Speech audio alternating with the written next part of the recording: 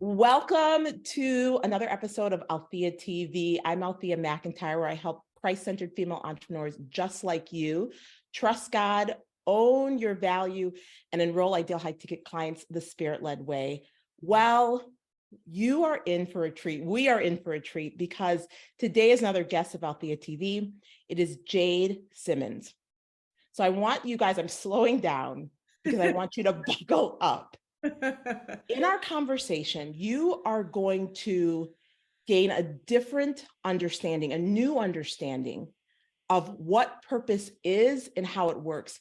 And I promise you, you are going to leave awakened with something new. So whether you believe you're operating your purpose right now, or you feel burdened by your purpose, or you're not quite sure what your purpose is, you are at the right video at the right time. So without further ado, let me welcome Jade. Jade, how are you? Welcome to Althea TV.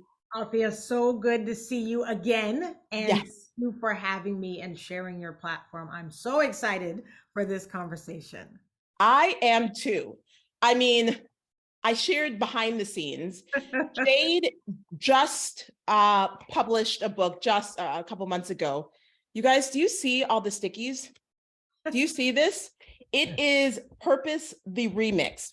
So when I have books like this, at one point I realized, Althea, you know what? This is a book you're going to read multiple times. So stop like highlighting, putting the tabs, read through it one time, highlight it, and read through it again. So you guys will do the same. So first, Jade, tell us who you are, who you help, and how you are changing the world through your business and your brand.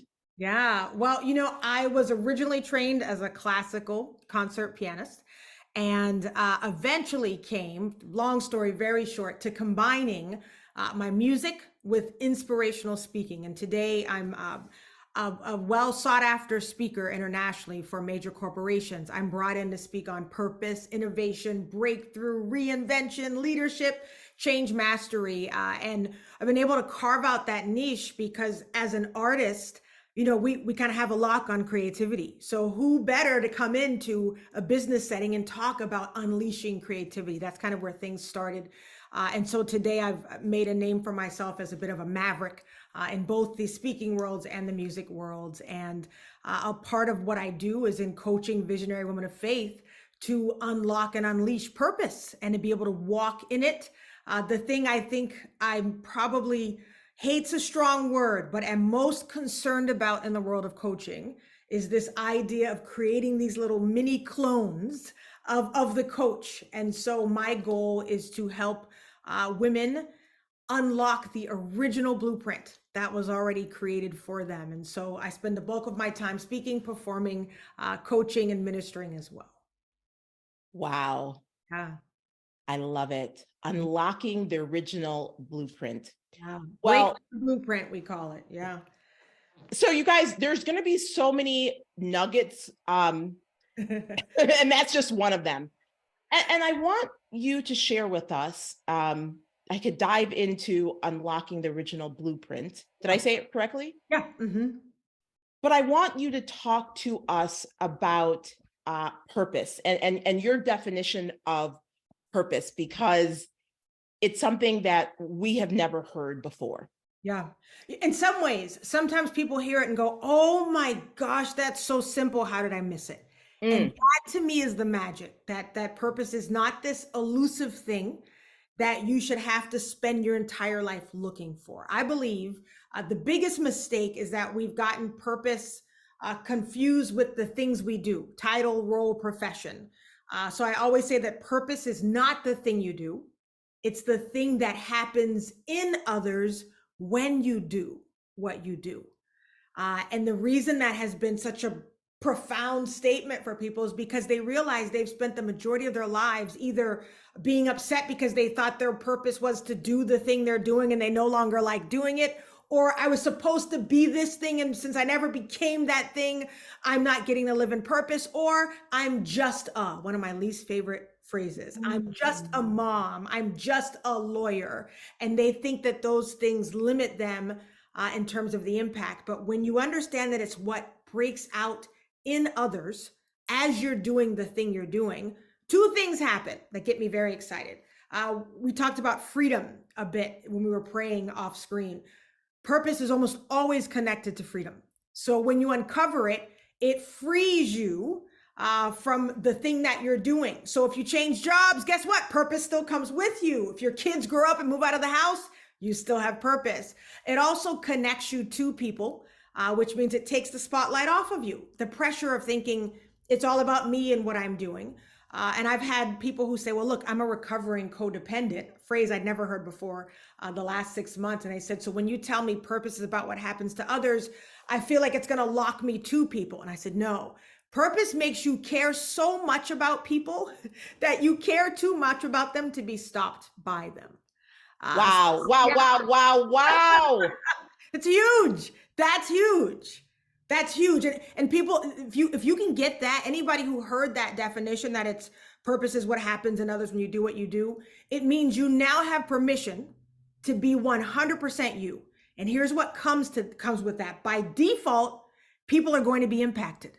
By default, just Althea showing up as Althea with the bright red lipstick gives me permission. Just by seeing her, there are things that just seeing her gives me permission to do and to be. But also, she doesn't have to worry if I like her bright red lipstick, because she wears that because she knows it's a part of how she needs to show up to unleash what she needs to unleash. So you see the thing, like, and this is, it seems a lot of people have their minds blown by it, but what it does is it gives us back simplicity. Right? All that juggling back and forth. Should I do this? Should I say this? Is it okay if I do this? Well, what's your purpose? What's your purpose? My purpose is to activate others into becoming the biggest, boldest version of themselves possible, the one that God always created them to be. Yes. So that tells me every time I show up, I get to be big. I get to be bold. In fact, I could even say there's a mandate for me to show up in a certain way. Which means I don't have to care so much about what everybody looking is thinking. I know I'm there to serve a purpose, and that by coming in fully as me, I'm going to do just that. So we can exhale. Yeah, sorry, the fire hose is on. No, I mean, no apology. But I'm hearing is you can exhale.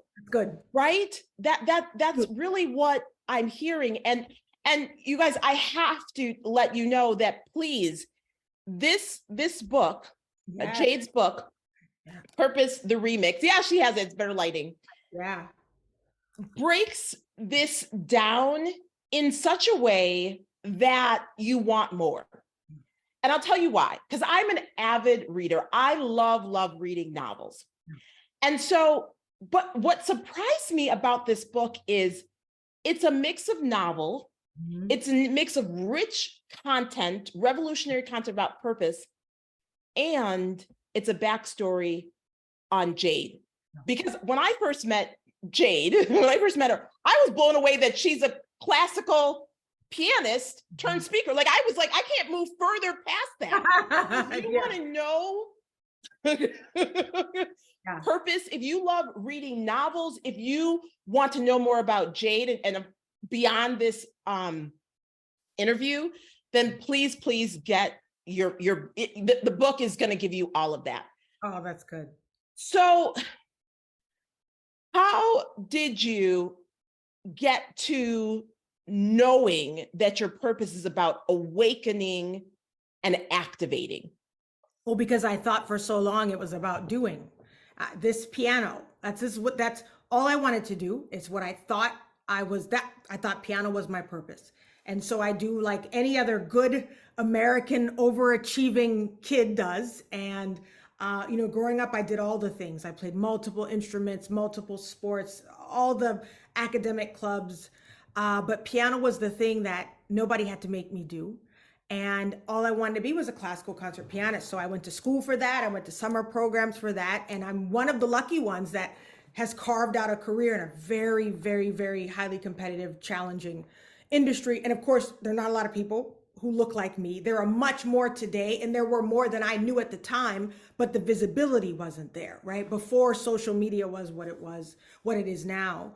And you put that much time, effort, money, and energy into a thing, you go, this better be my purpose. This is what I'm planning on. Right. And people would say, well, your purpose is tied to what you love to do.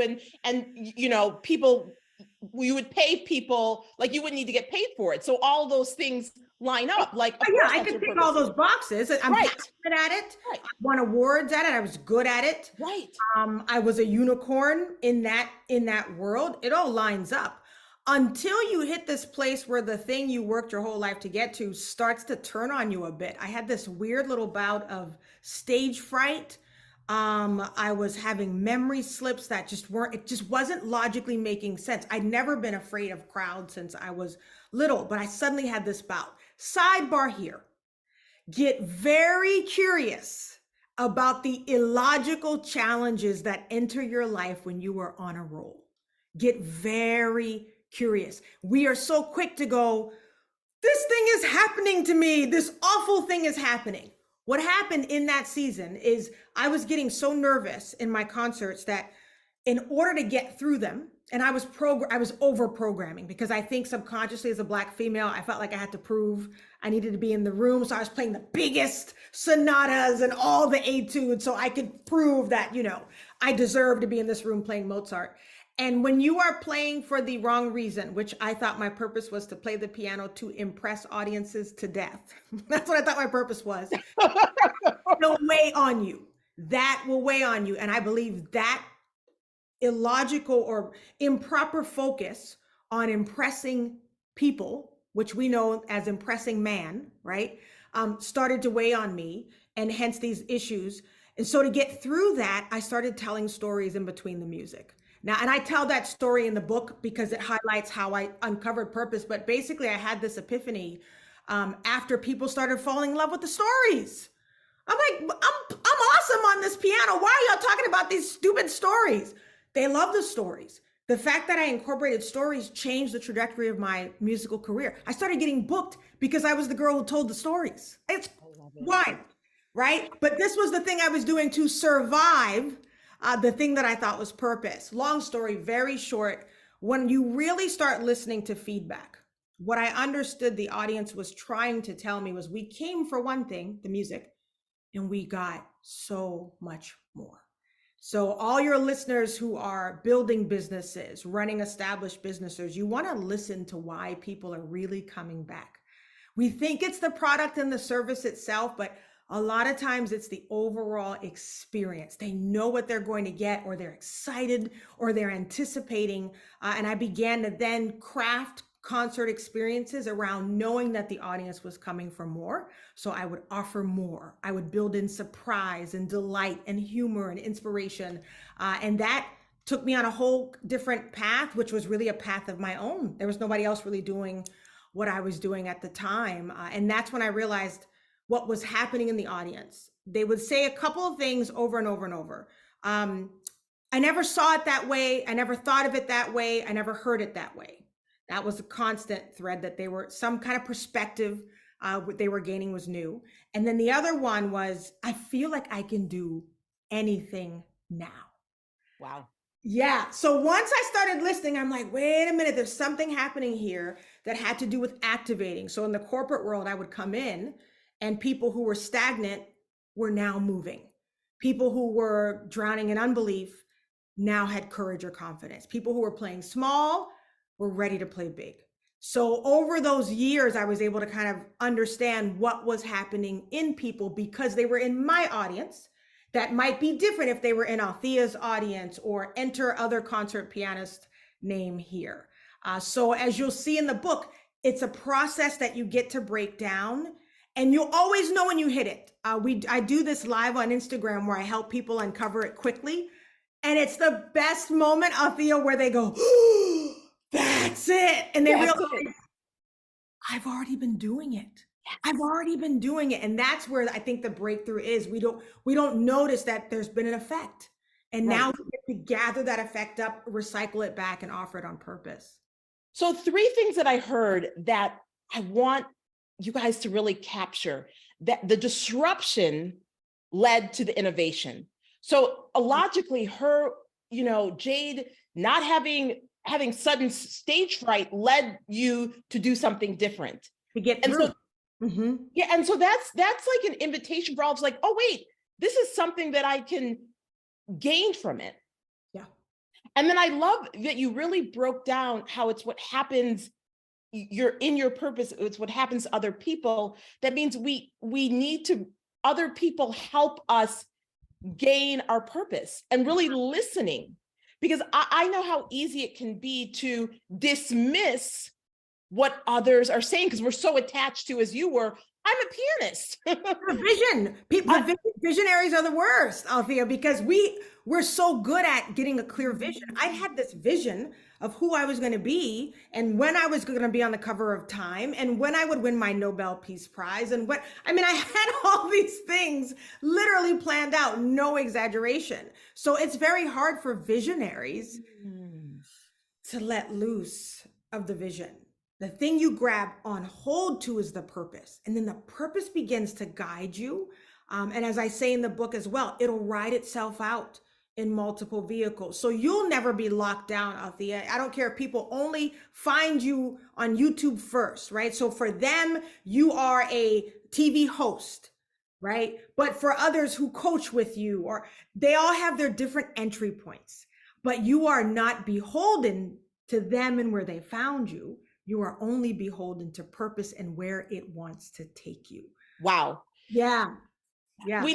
I want you to clarify for the visionaries, as a visionaries and working with visionaries, how can we let go of the vision that we have been embedded to, that we're so committed to, and we pride ourselves in our commitment and our dedication?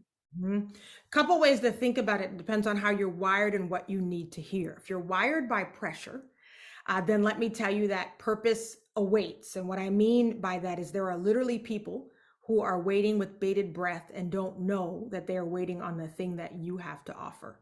So if we are so stubborn and we say stay stuck on the thing that we wanted to do, and since you're about spirit led, we're not checking in with the spirit and going, Holy Spirit, where do you want me today? I know what I have on my agenda, what's on my to-do list, but where do you want me this month?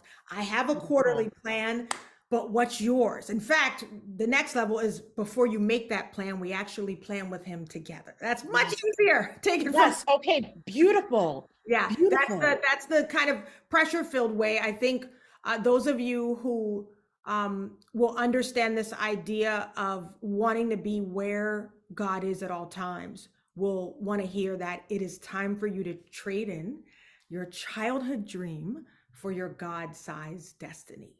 Oh, we got to break that down. I know you are, but y'all, did you hear that? Yeah, that's a hard one. It's a hard one. And we can blame our parents a little bit because they made us very early decide what we wanted to be. They kept asking us that question. You're like, I don't know, lawyer, doctor, that looks good. They make money or they're famous. And they're supposed to, right, as parents, to begin to get us to think that way. What I check in with my kids on a regular basis is, why do you feel like you're built this way? Why do you think you feel that way? My son, who was, when he was little, got teased for being a crybaby. And he was so upset with himself over the fact that he was so sensitive.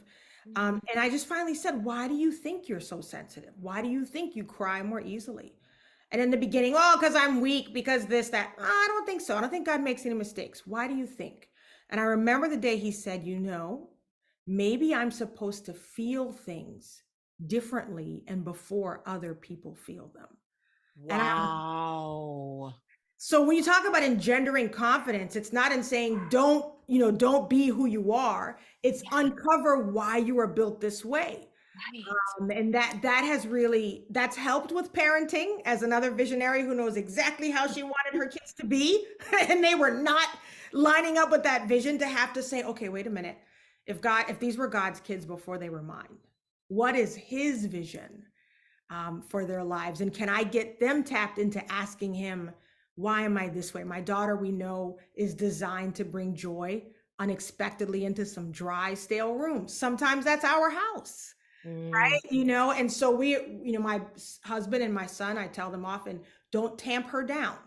She needs beautiful. she don't tamper down. When she goes out of this house, she'll have to know what it means to feel that and still, Show rise, up with the joy. still show up with it because it's necessary. If you find out you're the only one in a room doing something, you're probably supposed to be in the room doing the thing. Hello. Yeah. Yeah. I love that. So asking why. It just opens up so much of God's original blueprint and frees you. And I can see how it removes these labels and these lies that you've made up and come into agreement with. Yeah, to soften the blow a bit, I think I even give this example in the book, but I sometimes will ask people what are the traits that they've become identified with, and one that I like to um, lean in on are people who have been called hypercritical, or overcritical, and they might be because sometimes we misunderstand our personality traits and we wear them the wrong way. And so I Mm, said, what if instead of hypercritical, you were designed to spot when things are below standard and you have a unique gift to elevate things to a standard that's going to make things operate in more excellence, have more flow. Maybe your eyes are specifically designed to catch the things that no one else can see before the problems happen. You just became an asset and not a liability. So you yes. just went from being Debbie Downer to, the person who can spot a thing. And for leaders, I think we ask ourselves why, but I think it's good to now look at your teams and say, why have they been gifted to me in this season? Right. If we Absolutely. Right. And so really starting to understand people, not as these accidents with these personality quirks, but are these personality traits connected to greater purpose? And how can that be of use to us as a team?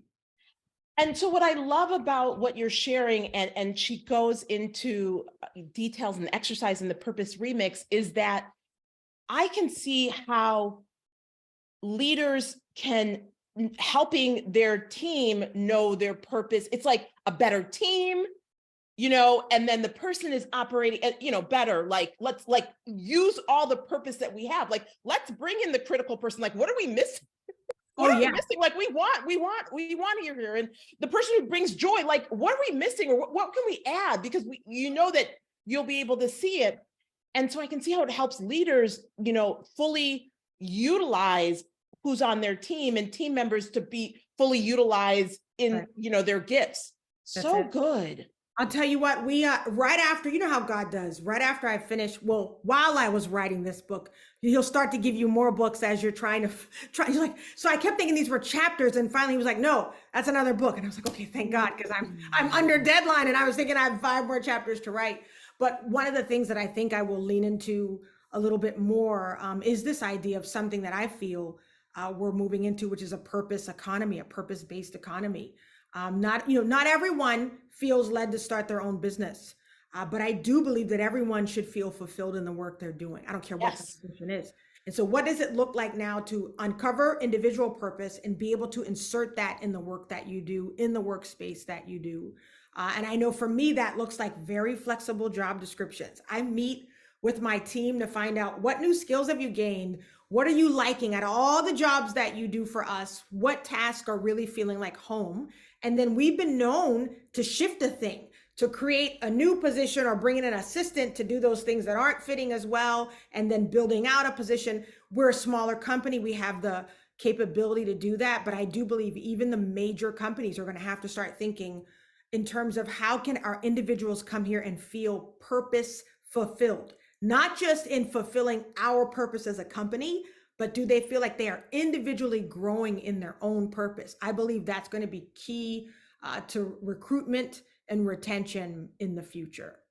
I feel like there's going to be chief purpose officers. I mean, how fantastic is that? Yeah, I think it's not one of these. It's a feel good thing because you feel good. But I was telling a group yesterday the goal they were a company that I think had made 3 billion, and their goal was 5 billion by a certain time. And I said, that's a great goal. You know, on paper, it looks good, it sounds good, but it's a bottom line goal.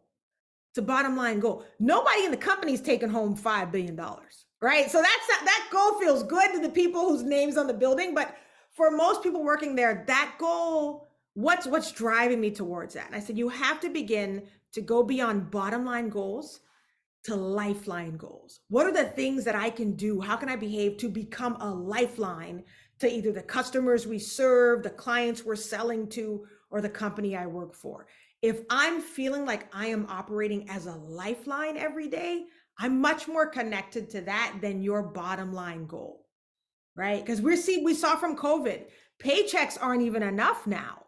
People were home chilling in their pajamas. They were with their cats and their puppies. It takes a lot more now for us to come out of this wonderful place of comfort and work for you, even remotely. I've got to be motivated in a different way now, and personal development and growth, and feeling like I'm not the same person I was when I joined this company. I'm bigger and I'm better. That's going to be, I believe, a huge attraction factor in the future. Yeah. What can you say to the person who's beginning that journey, who, I believe this was my purpose, and on paper, there's success and achievement, but inside there is it's not working anymore. And now hearing that, they're beginning the stages of the journey, or they're on that stage of really uncovering their purpose and making shifts. How can you help those individuals? I am a multifaceted slash artist, which I'm guessing you are too, which means pianist slash speaker slash coach slash enter all the things here. And a lot of your listeners probably are function similar in that way. And so what we have to guard against, because we're multi-passionate, which is very different from purpose, Yes. is that we don't just jump ship to something else that feels good or that we have a passion for.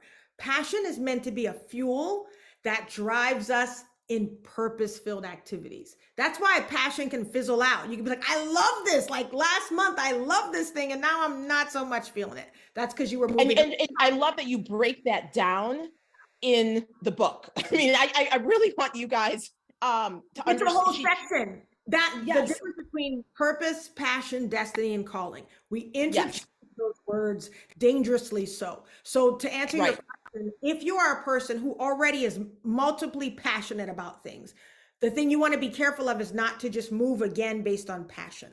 You want to take the time to uncover what's my unique outbreak effect. Let's say you uncover that you're designed to empower people to move from places of fear and anxiety to places of courage and stability. Let's say you figured that out, you've done that work.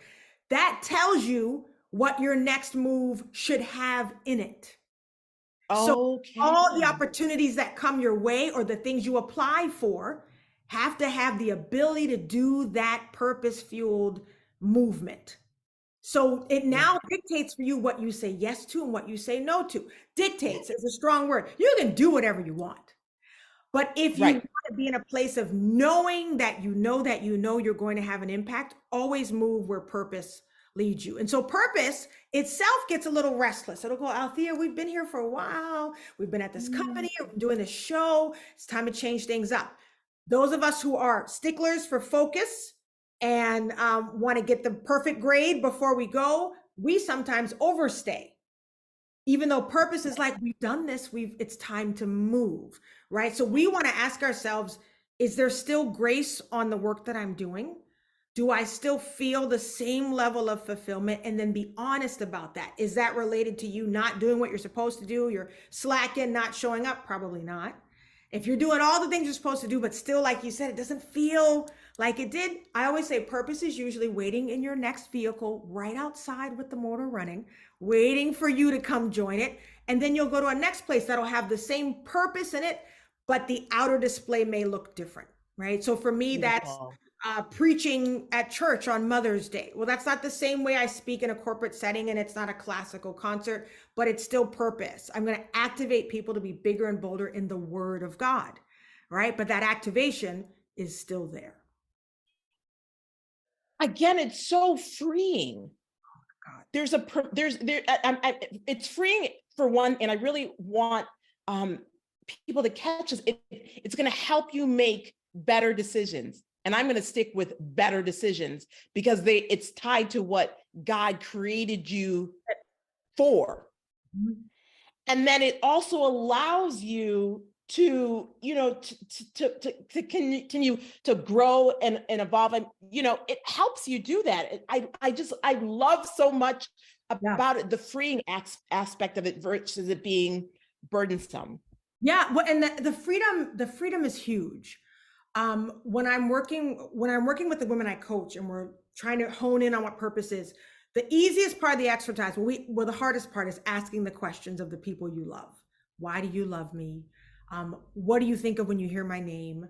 What do you expect from me when I enter a conversation? Or I always tell women, ask this, how come you come tell me all your business? Why is it me that gets the call?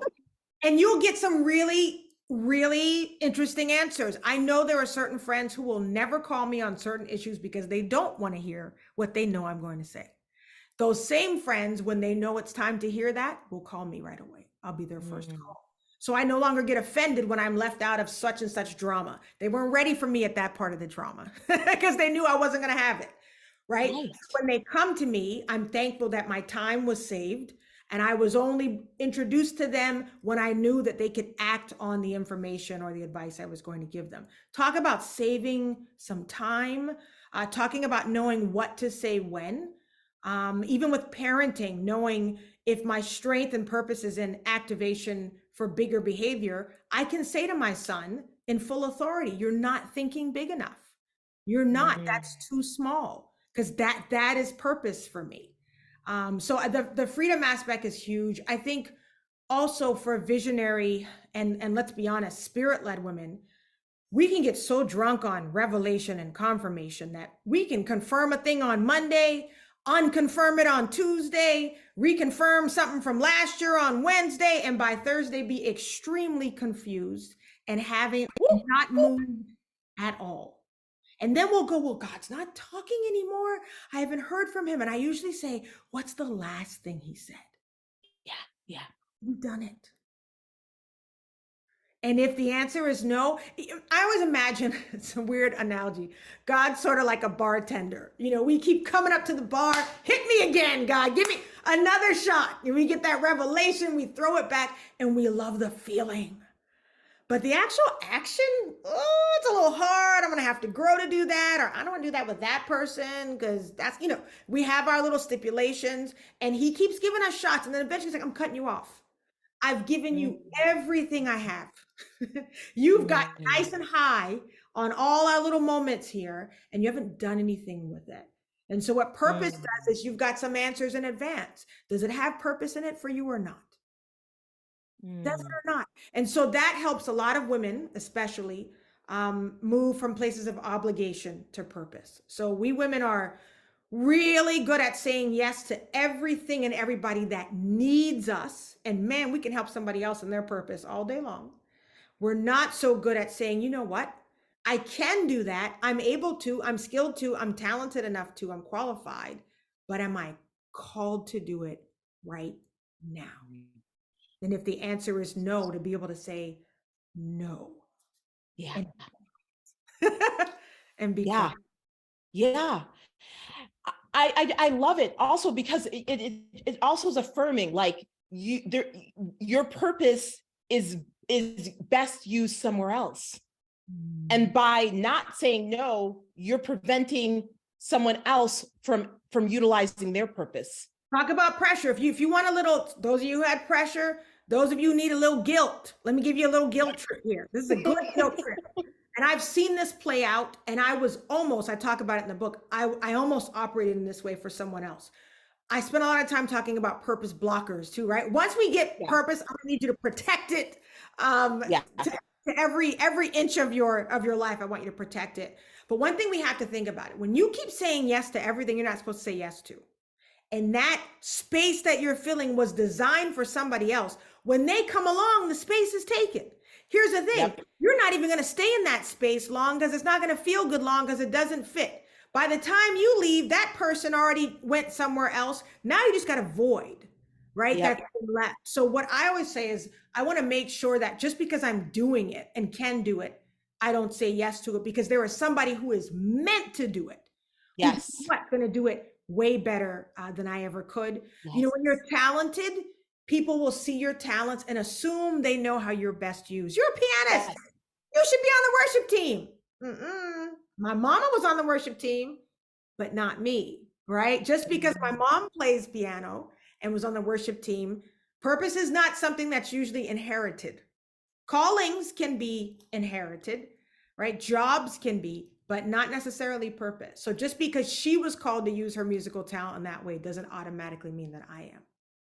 Oh, wow. Jade, so, so good. Can you, because your lighting is a little better than mine. Can you show us the book and Yeah. let us know the best place to get it? Of course. This is Purpose, the Remix, a mind-blowing re-understanding of purpose and how it works. And like Althea said, it's a little mix of multiple genres, because that's just how I do musically and otherwise. But it's designed to help you uncover incredible, impactful purpose that I promise you is already within you. You can find it on Amazon. We're hoping that it'll be in bookstores soon as well. But for right now, Amazon's the easiest place to find it. There's an audiobook as well for those of you like me who need to listen and read 4 or 5 books at a time. I think Althea's in that crew. And there's ebook as well. So we're excited that Purpose, the Remix, is going to spark a purpose revolution. We're hoping that at least 1 billion people uncover purpose, which means we're looking forward to 1 billion more solutions that the world doesn't even know it's waiting on. Wonderful. For those who want to get in further contact with you, whether that's she needs to come speak at my $1 billion organization that I work for, or, you know, I need to learn how I can work with her as a client, what's the best place where they can reach you? My website is easy, jadesimmons.com. You'll see all about my speaking and coaching activities. My coaching program is called Designer Growth Club. And then I hang out a lot on Instagram at official Jade Simmons. And that will most likely 98% of the time be me replying to you. So I'd love to hook up with you there. Yeah, you guys, and there will be links in the description. If you haven't already gone there right now, there's links in the description. I love it. Last word about purpose, remix, for those who are watching us. Yeah, I say pay attention to the small nudges telling you that there's something bigger. And I think of someone like you, Althea, who I just look at and see 100 times all the things that you're probably going to end up doing. And I have an inkling, you already know that in your heart. So most of us should know, all of us should know, wherever we are now is not where we're going to end up. So enjoy where you are now, uncover purpose now, so that you can be ready for that part where we begin to break out and begin to move. So just get excited about what's up ahead. You said buckle up at the beginning. I always say breathe, believe, and buckle up. So I love it. Going to be a journey. That's good. The 3 B's. That's good. Yeah. Oh my gosh, you guys, I didn't lie, right? So you're welcome. And you know what I always say, now is the time to spend time with Holy Spirit, which is the best time you can use, and really digest what you heard. Ask Holy Spirit to highlight to you, to illuminate what Jade said that you need to hear. Remember, time best spent is time with Holy Spirit. So Jade, thank you so much for sharing with us. Thank you for saying yes to your purpose and yes to writing the book. And we're just so blessed by you. So thank you for being a guest of Althea TV. Thank you. I hope to come back soon. Okay, you guys, make sure to like, subscribe, do the things that you know and love to do. And I'll see you next week. Okay. Bye for now. Thanks for watching. Subscribe and hit the notification bell for more videos. Then click the TV to watch the next video. Don't forget to visit my website at altheamcintyre.com to get your free training on the 7 biggest mistakes that keep Christian entrepreneurs from ever creating their $25,000 offer.